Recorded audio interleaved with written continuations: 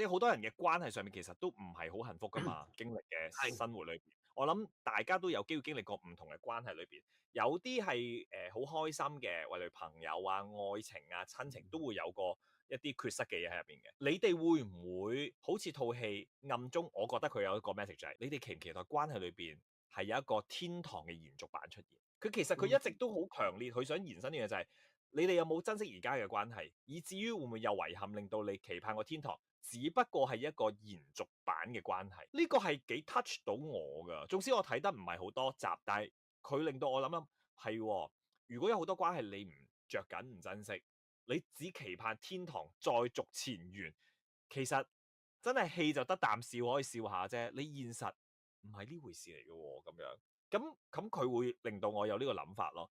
嗱，我第一個諗法係咩咧？佢過海關啊嘛，嗰個海關係擺低咗啲嘢咧，生命最重要。咁然之後咧，你可以揀，就係你同邊個一齊住。即係我真係會諗咧，我走先又好，太太走先又好，真係去咗天國啦咁樣嚇，我梗係想同太太一齊咧，呢個第一個嚇，嗯。即係咁啊，大家開心。但係我哋係咁啫，我哋關係好啫。好多夫妻，如果你老公上咗去，或者你老婆上咗去，喂大佬唔好搞啦，唔好啦，對咗你幾十年，仲要繼續對咁。唔係永嘛？無間地又咁對，我揀個細妹啊，我揀翻邊個？即係好多夫妻問自己，你若果真係有天國，好難嘅，你想唔想同老婆或者老公一齊咧？嗯。我都有好多唔想。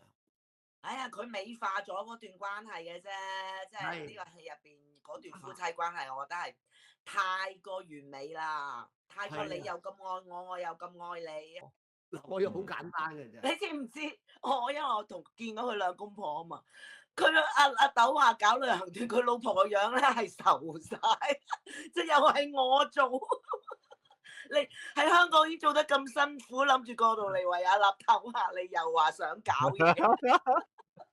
即係即所以係比天堂還美麗咁好。係啊，係啊，即係你計盤數佢咁，佢又不嬲做開，咁啊冇辦法唔做。我哋嗰陣時就諗住香港間公司執埋就唔使啦。佢聽間公司執，佢好開心㗎，好似進入咗天國咁㗎啦。間公司唔搞啊，又唔使㗎，嚇嚟到又嚟，無間地獄啊！可能第日我去天國咧，佢唔想同我一齊啊，唔好搞啦。